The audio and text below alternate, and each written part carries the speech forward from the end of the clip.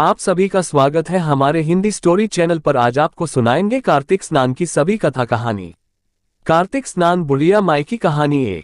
कार्तिक स्नान एक बुढ़िया माई थी जो चातुर्मास में पुष्कर स्नान किया करती थी। उसके एक बेटा और बहू थे। सास ने बहू को फलाहार उपवास में खाने योग्य बनाने को कहा तो बहू ने खाली टिफिन ही रख दिया। बेटा माँ को पहुँचाने के लिए पुष्कर गया। रास्ते में माँ से बोला, माँ फलाहार कर लो। जहाँ पानी मिला वही फलाहार करने बैठ गई तो भगवान की कृपा से खाली टिफिन फलों से भर गया। माँ ने फलाहार कर लिया। पुष्कर माँ के रहने के लिए झोपड़ी बनाकर बेटा वापस घर आ गया। रात्रि में श्रावण मास आया और बोला, बुढ़िया माई दरवाजा खोल। तब बुढ़िया माई ने पूछा, आप कौन है? मैं श्रावण मास। बुढ़िया ने तुरंत दरवाजा खोल दिया। बुढ़िया माई ने शिव पार्वती की पूजा अर्चना की, बेलपत्र से अभिषेक किया। जाते समय श्रावण मास ने बुढ़िया माई को आशीर्वाद दिया और झोपड़ी की एक दीवार सोने की हो गई। भाद्रपद मास आया, उसने भी दरवाजा खोलने को कहा। बुढ़िया माई ने दरवाजा खोला। सत्तू बनाकर कजरी तीज मनाई। भाद्रपद मास ने बुढ़िया माई को आशीर्वाद दिया और झोपड़ी की दूसरी दीवार भी सोने की हो गई। फिर आश्विन मास आया और उसने भी दरवाजा खोलने को कहा। बुढ़िया माई ने दरवाजा खोला। पितरों का तर्पण कर ब्राह्मण भोज कराकर श्राद्ध किया। नवरात्रि में मां दुर्गा को अखंड ज्योति जलाकर प्रसन्न किया। सत्य की विजय दिवस के रूप में बुराई का अंत की खुशी में दशहरा मनाया। आश्विन मास ने जाते समय प्रसन्न होकर तीसरी दीवार भी बहुमूल्य रत्नों से जडित कर दी और बुढ़िया माई को सदैव प्रसन्न रहने का आशीर्वाद दिया।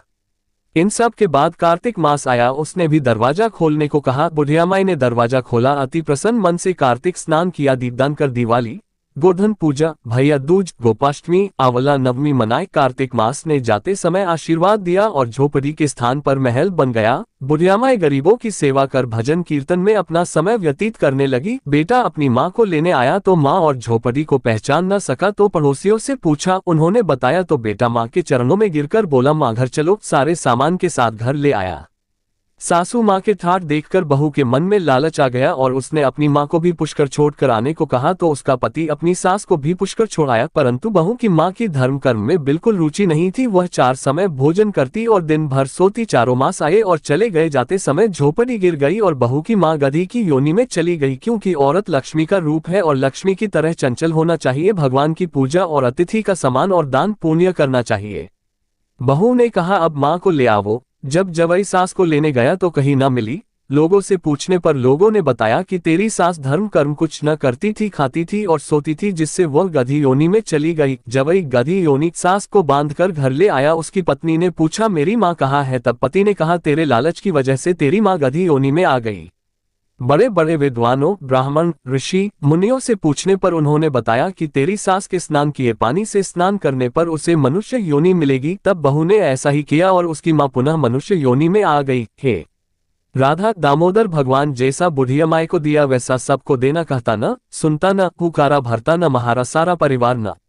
पथवारी माता की कहानी। एक बार पथवारी माता, पाल और विनायक जी में झगड़ा हो गया। सब आपस में स्वयं को बड़ा बताने लगे। इतने में एक ब्राह्मण का लड़का आया। पाल, पथवारी, गजानन जी ने उसे रोका और कहा, लड़के रुक जा और हमारा न्याय कर। लड़का बोला, मैं कल वापस आऊंगा तब न्याय करूंगा। घर आकर लड़के ने माँ से कहा, माँ मुझे कल पाल, पथवारी माता, विनायक जी का न्याय चुकाना है। तो माँ ने कहा, बेटा सबको बड़ा बता देना। दूसरे दिन लड़का वहां गया और बोला, पाल माता आप बड़ी हो, क्योंकि हर व्यक्ति आता है और स्नान ध्यान करके शुद्ध होकर जाता है और आप सबकी रक्षा करती हैं। हे पथवारी माता आप सबसे बड़ी हो, क्योंकि कितने भी तीर्थ धर्म ध्यान करने पर आपकी पूजा किए बिना उनका कार्य पूर्ण नहीं होता। आप जीवित को भी तारती हैं और मरने के बाद भी उद्धार करती हैं। पथवारी माता पथ की धरानी, इसलिए आप बड़ी हो। अब विनायक जी से लड़का बोला, सबसे पहले शुभ काम में आपको ही मनाया जाता है। आपको ध्याय बिना कोई काम सिद्ध नहीं होता है, इसलिए आप बड़े हो। पाल माता, पथवारी माता, विनायक जी भगवान लड़के की चतुराई से प्रसन्न हो गए और बोले, लड़के तुमने तो हम सबको ही बड़ा कर दिया। उसको सुखी रहने का आशीर्वाद दिया और जौ के दाने उसके अंगोछे में डाल दिए। लड़का सोचने लगा, ये तो घाटे का सौदा रहा। सारा दिन खराब कर न्याय किया और इतने से जौ मिले। उदास मन से घर आकर अंगोछा एक कोने में डाल दिया। माँ ने अंगोछा उठाया तो उसमें से हीरे मोती बिखर गए। तो माँ बोली, बेटा न्याय करके क्या लाया है? लड़का बोला, माँ कोने में जो पड़ा देख ले। माँ वहां गई, देखा हीरे मोती का ढेर लगा है। हीरे मोती जगमगा रहे। माँ अत्यधिक प्रसन्न हो गई। माँ ने बेटे को बुलाया और कहा, बेटा आज तो पाल माता, पथवारी माता, विनायक जी भगवान आज तो हम पर प्रसन्न हुए हैं। माँ बेटे बहुत प्रसन्न हुए। हे भगवान, जैसा पाल माता, पथवारी माता, विनायक जी भगवान ने लड़के को दिया वैसा सबको देना। कहानी कहने सुनने हुकारा भरने वालों को सुख समृद्धि धन धान्य देना। तुलसी माता की कहानी। तुलसी माता की कृपा प्राप्त करने वाली बुढ़िया माई की कहानी। कार्तिक महीने में एक बुढ़िया माई तुलसी जी को सींचती और कहती कि हे तुलसी माता, सत की दाता, मैं तेरा बिडला सींचती हूँ, मुझे बहू दे, पीताम्बर की धोती दे, मीठा मीठा घास दे, बैकुंठा में वास दे, चटक की चाल दे, पटक की मोद दे, चंदन का काट दे, रानी सा राज दे, दाल भात का भोजन दे, 11 की मूंद दे, कृष्ण जी का कंधा दे। तब तुलसी माता ये सुनकर सूखने लगी तो भगवान ने पूछा कि हे तुलसी, तुम क्यों सूख रही हो? तुलसी माता ने कहा कि एक बुढ़िया रोज आती है और यही बात कह जाती है, मैं सब बात तो पूरा कर दूंगी लेकिन कृष्ण का कंधा कहाँ से लाऊंगी? तो भगवान बोले, जब वो मरेगी तो मैं अपने आप कंधा दे आऊंगा, तू बुढ़िया माई से कह देना। बाद में बुढ़िया माई मर गई, सब लोग आ गए। जब माई को ले जाने लगे तो वह किसी से न उठी। तब भगवान एक 12 बरस के बालक का रूप धारण करके आए। बालक ने कहा, मैं कान में एक बात कहूंगा तो बुढ़िया माई उठ जाएगी। बालक ने कान में कहा, बुढ़िया माई मन की निकाल ले, पीताम्बर की धोती ले, मीठा मीठा घास ले, बैकुंठा का वास ले, चटक की चल ले, पटक की मोत ले, कृष्ण जी का कंधा ले। ये सुनकर बुढ़िया माई हल्की हो गई। भगवान ने कंधा दिया और बुढ़िया माई को मुक्ति मिल गई। हे तुलसी माता, जैसे बुढ़िया माई को मुक्ति दी वैसे सबको देना। राम लक्ष्मण जी की कहानी। राम लक्ष्मण की कहानी। भगवान श्री राम लक्ष्मण और सीता जी पिता दशरथ जी की आज्ञा से वनवास जाने लगे। रास्ते में सभी तीर्थ गंगा, यमुना, गोमती नदियों में पितृ तर्पण कर वन में कंदमूल फल फूल खाते हुए वन में अपना समय व्यतीत करने लगे। कार्तिक का महीना आया। एकम के दिन लक्ष्मण जी ने राम जी की आज्ञा से फल फूल लाकर माँ सीता को दिए। तब माँ सीता ने 4 पतल परोसी। तब लक्ष्मण ने पूछा, भाभी माँ, हम 3 हैं, फिर 4 में क्यों परोसा? तब माँ सीता बोली, 1 पतल गौ माता की है। राम जी, लक्ष्मण जी गोमाता को पतल परोस दी। तब राम जी ने पूछा, सीता जी आपने खाना शुरू क्यों नहीं किया? तब सीता माँ बोली, मेरे तो राम कथा सुनने का नियम है, राम कथा सुनने के बाद ही मैं फल ग्रहण करूंगी। तब राम जी बोले, मुझे कथा सुना दो। लक्ष्मण जी बोले, मुझे सुना दो। तब माँ सीता बोली, औरत की बात औरत सुने, आप मेरे पति हो, आप मेरे देवर हो, आपसे कैसे कहूँ? तब लक्ष्मण जी ने सोचा, इस जंगल में कौन औरत मिलेगी? तब लक्ष्मण जी ने अपनी माया से एक नगरी का निर्माण किया। उस नगरी में सब सुख सुविधाओं से युक्त थी। उस नगरी में सब चीजें सोने की थी, इसलिए नगरी का नाम सोन नगरी रखा। सभी नगर निवासियों को घमंड हो गया। उस नगरी में कोई गरीब नहीं था। जब सीता जी कुएं पर पानी लेने गई और पनिहारिनों से राम राम किया तो कोई नहीं बोली। थोड़ी देर में एक छोटी कन्या आई। सीता जी उससे राम राम बोली और कहा कि बाई राम कथा सुनेगी क्या? तब वह बोली, मेरे तो घर पर काम है। सीता जी ने कहा, मेरे पति राम और देवर लक्ष्मण भूखे हैं। तब लड़की बोली, मेरी माँ मेरा इंतजार कर रही है। वह लड़की वहां से जाने लगी। तब माँ सीता के क्रोध से सारी नगरी साधारण सी हो गई। जब लड़की घर गई तो माँ बोली, बाई ये क्या हुआ? तब लड़की बोली, मेरे को तो पता नहीं है। वहां पर एक साध्वी बैठी थी, मुझे राम कथा सुनने के लिए बोली, पर मैं तो कथा नहीं सुनी। यदि उसने कुछ किया हो तो पता नहीं। तब उसकी माँ ने उसको वापस जाकर कथा सुनने को कहा। लड़की ने वापस जाकर कथा सुनने से मना कर दिया। तब उसकी बहू बोली, आपकी आज्ञा हो तो मैं कहानी सुनकर आती हूँ। जब बहू कुएं पर गई तो पानी भरे और खाली करे। तब सीता जी ने कहा, आपके घर पर कुछ काम नहीं है क्या? तब वह बोली, माताजी मैं तो सारा काम करके आई हूँ। तब माँ सीता बोली, तू मुझे माँ कहकर बुलाई, यदि तुझे समय हो तो मेरी राम कहानी सुन लेगी। तब वह बोली, माताजी कहानी सुनाओ, मैं प्रेम से कहानी सुनूंगी। होता है एक भाग भगवद गीता पर चढ़ाना, जिससे भगवद गीता पाठ करवाने जितना फल होगा। एक भाग तुलसी माता पर चढ़ाना, जिससे तुलसी विवाह जितना फल होगा। एक भाग कंवारी कन्या को देवे, जिससे कन्या विवाह जितना फल होगा। एक भाग सूरज भगवान को चाहना, जिससे 33 करोड़ देवी देवता को भोग लगाने जितना फल होगा। अब उसने विधि पूर्वक उद्यापन कर दिया। माता सीता के पास आए, माता मैंने तो विधि पूर्वक उद्यापन कर दिया, अब 7 दिन बाद वैकुंठ से विमान आएगा। 7 दिन पूरे हुए विमान आया तो बहू ने कहा, सासू जी स्वर्ग से विमान आया है। तब सासू जी ने कहा, बहू तेरे ससुर जी को व मेरे को भी ले चल, तेरे माता पिता को ले चल, सारे कुटुंब परिवार को ले चल, अड़ोसी पड़ोसी को ले चल। बहू ने सबको बिठा लिया पर विमान खाली था। थोड़ी देर में उसकी नंद आए और देखते ही देखते विमान भर गया। तब बहू ने कहा, माँ सीता नंद बायसा को भी बिठा लो, पर माँ सीता ने कहा, इसने कभी कोई धर्म पुण्य नहीं किया। तब बहू ने कहा, बायसा आप पहले कार्तिक मास में राम लक्ष्मण की कथा सुनना, उसके बाद आपके लिए वैकुंठ से विमान आएगा। गांव के सारे लोग एकत्र हो गए और पूछने लगे, बाई तूने ऐसा कौन सा धर्म पुण्य किया? गीता भगवद गीता के पाठ किए, हमें भी बताओ। तब बाई ने कहा, मैंने तो माता सीता से प्रतिदिन राम कथा सुनी और नियम से उद्यापन किया। तब समस्त ग्रामीण राम कथा सुनने की जिद करने लगे। तब बाई राम कथा कहने लगी और सब नर नारी सुनने लगे। राम कथा संपूर्ण होते ही समस्त नगरी सोने की हो गई। बाई ने कहा, जो कोई राम कथा सुनेगा उसको मेरे समान ही फल मिलेगा। सब राम लक्ष्मण जी की जय जयकार करने लगे और विमान स्वर्ग में चला गया। 7 स्वर्ग के दरवाजे खुल गए। पहले द्वार पर नाग देवता, समस्त देवी देवता पुष्प वर्षा करने लगे। देवताओं ने पूछा कि तूने क्या पुण्य किया? तब उसने कहा, मैंने तो राम लक्ष्मण जानकी की कहानी सुनी। तू समस्त देवताओं ने कहा, वर मांग। तब उसने कहा, मेरे तो सब सिद्धियां हैं, मुझे यह वर दो कि जो भी श्रद्धा व भक्ति से राम कथा, राम लक्ष्मण जानकी की कहानी सुनेगा उसको मेरे समान ही फल मिले। सभी देवताओं ने पुष्प वर्षा करते हुए तथास्तु कहा। चारों ओर राम राम की जय जयकार होने लगी। इल्ली घुन की कहानी। इल्ली घुन की कहानी। कार्तिक मास। एक इल्ली और घुन था। इल्ली बोली, आओ घुन कार्तिक स्नान करे। घुन बोला, तू ही कार्तिक स्नान कर ले, मैं तो नहीं करूंगा। बाद में इल्ली तो राजा की लड़की के पल्ले के लगकर कार्तिक स्नान करती। घुन ने कार्तिक स्नान नहीं किया, दोनों मर गए। बाद में इल्ली के कार्तिक स्नान के पुण्य के कारण राजा के घर जन्म हुआ और घुन राजा के घर गधा बन गया।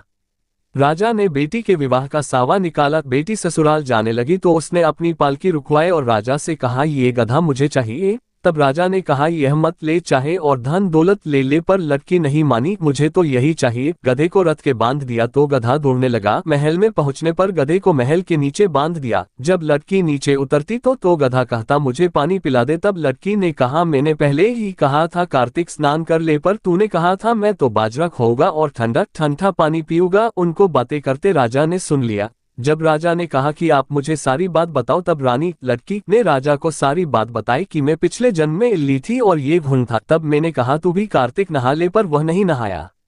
मैं कार्तिक स्नान के पुण्य से राजा के घर लड़की हुई और आपके घर में राजपाट कर रही हूँ। तब राजा ने कहा कि कार्तिक स्नान का इतना पुण्य है तो हम दोनों जोड़े से नहाएंगे। रानी राजा ने अत्यंत प्रसन्न मन से कार्तिक स्नान कर दोनों ने दान पुण्य किया और सारी नगरी में कहलवा दिया कि सब कार्तिक स्नान कर नहाया हुआ पानी घुन पे डालेंगे, जिससे घुन की मोक्ष हुई है। कार्तिक भगवान विष्णु भगवान जैसा सुख इल्ली को दिया वैसा सबको देना। कहता न सुनता न हुकारा भरता न महारा सारा परिवार न। एक लपसी था, एक तपसी था। तपसी तो भगवान की तपस्या करता था और लपसी सवा शेर की लपसी बनाकर उसका भोग लगाकर जीम लेता। एक दिन दोनों लड़ने लगे। लपसी बोला मैं बड़ा, तपसी बोला मैं बड़ा। इतने में नारद मुनि आए और बोले, तुम क्यों लड़ रहे हो? तो लपसी ने कहा, मैं बड़ा हूँ, और तपसी ने कहा, मैं बड़ा हूँ। तपसी बोला, मैं सारे दिन भगवान की पूजा करता हूँ। ये सुन नारद जी ने कहा, मैं तुम्हारा फैसला कल कर दूंगा। दूसरे दिन लपसी तपसी नहाकर आए तो नारद जी ने 1.25 करोड़ की अंगूठी उनके आगे फेंक दी। लपसी का ध्यान उस अंगूठी पर नहीं गया। तपसी तपस्या करने बैठा तो उसे अंगूठी दिखी और उसने अपने घुटने के नीचे दबा ली और तपस्या करने लगा। लपसी लापसी बनाकर उसका भगवान के भोग लगाकर जीमने बैठ गया। धर्मराज जी की कहानी पढ़ने के लिए यहाँ क्लिक करें। इतने में नारद जी आए। तब दोनों से पूछा कि कौन बड़ा है। फिर तपसी ने कहा, मैं बड़ा हूँ। नारद जी बोले, तेरा घुटना उठा तो उसके नीचे 1.25 करोड़ की अंगूठी निकली। तब नारद जी बोले कि ये अंगूठी तूने चुराए हैं, तुझे तेरी तपस्या का फल नहीं मिलेगा। तब तपसी बोला है, नारद मुनि मेरी तपस्या का दोष कैसे दूर होगा? नारद जी ने कहा, रोटी बनाकर बाटिया नहीं बनाया तो फल तुझे होगा। ब्राह्मण जीमा कर दक्षिणा नहीं दे तो फल तुझे होगा। साड़ी देके ब्लाउज नहीं दिया तो फल तुझे होगा। दिया से दिया जलावे तो फल तुझे मिलेगा। सब व्रत त्योहार की कहानी सुनने के बाद तेरी कहानी नहीं सुने तो फल तुझे होगा। तब से लपसी तपसी की कहानी सुनी जाती है। कहानी सुनने के बाद ऐसे कहे, लपसी को फल लपसी ना हो ज्यो, तपसी को फल तपसी ना हो ज्यो, महा की कहानी कथा को फल महाने हो ज्यो। विश्राम देवता की कहानी। जाटका भाटका की कहानी। विश्राम देवता किसी गांव में एक भाटका व एक जाटका रहता था। दोनों में परम मित्र थे। एक बार जाटका अपनी बहन के घर जाने को तैयार हुआ तो भाटका अपनी ससुराल जाने को तैयार हुआ। दोनों साथ चल पड़े तो रास्ते में रुककर एक तालाब की पाल पर बैठ गए। जाटका ने भाटका से कहा कि नगर बसेरा कर लेते हैं। इस पर भाटका बोला कि तू ही नगर बसेरा कर ले, मैं तो अपनी ससुराल जा रहा हूँ, वहां खूब खातिर होगी मेरी, तू कर ले नगर बसेरा। जाटका वहीं तालाब की पाल पर बैठ पानी की घंटी और चावल की पोटली लेकर नगर बसेरा करने लगा। नगर बसेरा करने के साथ जाटका कहने लगा कि नगर बसेरा जो करे सो मन के धोवे पाप। ताता माढ़ा तापसी देगी मेरी माए, माँ देगी मावसी, देगी द्वारका का वास, मीठा मीठा गास बैकुंडा का वास, 5 कुल्थी छठी रास। मेरा जिब्रो श्री कृष्ण के पास, डालून पानी हो जाएगी, झट से निकल जाए मेरा जीव। ये सब कर करा के वह जाटका बहन के पास चल पड़ा। जाटका की बहन ने भाई का खूब मान सम्मान किया, बहुत बातें की, भाई की पसंद का भोजन जमाया। इधर भाटका अपने ससुराल पहुंचा तो वहां आग लगी हुई थी। आग बुझाने वह भी लग गया, जिसमें हाथ मुंह भी काले हो गए और खुद भी थोड़ा झुलस गया। ना रोटी ना पानी के लिए ही किसी ने पूछा भी नहीं। भाटका भूखा प्यासा वहां से निकल गया। शाम को दोनों फिर घर की ओर चल पड़े और रास्ते में मिल गए और एक दूसरे का हाल पूछा। भाटका बोला कि मेरे ससुराल में तो आग लगी हुई थी, आग बुझाते मैं खुद काला हो गया हूं, ना रोटी मिली ना पानी। जाट का बोला कि मेरी तो बहुत खातिर हुई। फिर बोला कि मैंने कहा था ना कि नगर बसेरा कर ले, अब कर ले। लेकिन भाटका ने फिर मना कर दिया। कहने लगा कि तेरी मासी है, पता नहीं रोटी दे या ना दे, तेरी तो मेरी माँ है, दही की छुंछली चूरमा का पेड़ा धरा मिलेगा। भाटका ने फिर नगर बसेरा नहीं किया। जाटका ने कर लिया नगर बसेरा, जो करे सो मन के धोबे पाप। ताता महातापसी देगी मेरी माए, माँ देगी मावसी, देगी द्वारका का वास, मीठा मीठा गास बेकुंडा का वास, 5 कुल्थी छठी रास। मेरा जिबरो श्री कृष्ण के पास, डालून पानी हो जाएगी, झट से निकल जाए मेरा जीव, करके वह चल पड़ा। घर पहुंचते ही जाटका की मासी ने बहुत लाड प्यार किया। उधर भाटका घर गया तो उसकी भैंस खो गई थी। बाप एक लाठी रखे तो दूसरी उठाए और कहने लगा कि ससुराल गया तो आग लगा दी, अब यहाँ आया तो भैंस खो दी। बाप ने कहा कि पहले भैंस लेकर आ, तभी रोटी पानी मिलेगी। सारा दिन भाटका भैंस ढूंढता रहा लेकिन उसे भैंस नहीं मिली। जाटका और भाटका फिर मिले। जाटका ने भाटका के हालचाल पूछे तो भाटका बोला कि आते ही भैंस खो गई, बस उसी दिन से भैंस ढूंढ रहा हूँ, रोटियों का तो पूछो ही मत, पानी भी नहीं मिला। जाटका ने कहा कि मैंने तो पहले ही कहा था कि नगर बसेरा कर ले। जाटका की बात सुनकर भाटका बोला कि तेरे नगर बसेरे में इतनी ताकत है तो चल अब कर लेते हैं। दोनों ने बैठकर नगर बसेरा किया। नगर बसेरा जो करे सो मन के धोबे पाप। ताता महातापसी देगी मेरी माए, माँ देगी मावसी, देगी द्वारका का वास, मीठा मीठा गास बेकुंडा का वास, 5 कुल्थी छठी रास। मेरा जिबरो श्री कृष्ण के पास, डालून पानी हो जाएगी, झट से निकल जाए मेरा जीव। दोनों के नगर बसेरा करने पर भाटका जैसे ही आगे बढ़ा तो उसकी खोई भैंस मिल गई, जिसे लेकर घर पहुंचा। घर पहुंचते ही माँ ने कहा कि लड़के को आते ही घर से निकाल दिया, सारे दिन से ये भूखा प्यासा भटक रहा है। ये कहकर उसकी माँ ने उसको खूब खिलाया पिलाया और ससुराल से संदेशा आ गया। उसकी ससुराल में बहुत आव भगत हुई, अपनी पत्नी को लेकर घर आ गया। भाटका प्रसन्न हो गया। भाटका ने सारे नगर में ढिंढोरा पिटवाया गया कि कार्तिक में सब कोई अपने पीहर या सासरे आते जाते नगर बसेरा करें। जैसे भाटका को नगर बसेरा करने का फल मिला, वैसा ही फल कहानी सुनने वालों को मिले। आज की कथा कहानी अच्छी लगी हो तो वीडियो को एक लाइक जरूर करें और कमेंट बॉक्स में विष्णु भगवान की जय जरूर लिखें और हमारे हिंदी स्टोरी चैनल को सब्सक्राइब जरूर कीजिए। धन्यवाद।